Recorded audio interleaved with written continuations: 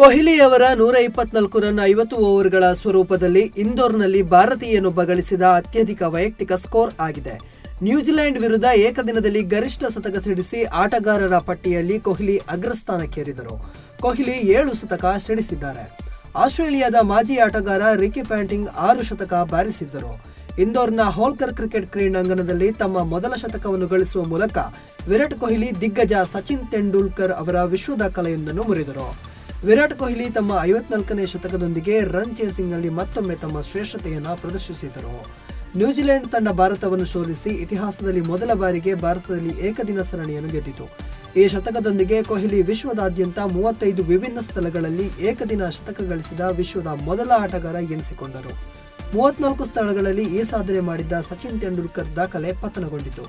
ರೋಹಿತ್ ಶರ್ಮಾ 26 ವಿಭಿನ್ನ ಸ್ಥಳಗಳಲ್ಲಿ ಏಕದಿನ ಪಂದ್ಯಗಳಲ್ಲಿ ಶತಕ ಗಳಿಸಿರುವ ಪಟ್ಟಿಯಲ್ಲಿ 3ನೇ ಸ್ಥಾನದಲ್ಲಿದ್ದಾರೆ.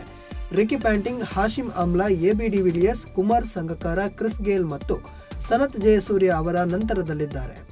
ಕೊಹ್ಲಿಯವರ 124 ರನ್ 50 ಓವರ್ಗಳ ಸ್ವರೂಪದಲ್ಲಿ ಇಂದೋರ್ನಲ್ಲಿ ಭಾರತೀಯರು ಗಳಿಸಿದ ಅತ್ಯಧಿಕ ವೈಯಕ್ತಿಕ ಸ್ಕೋರ್ ಆಗಿದೆ.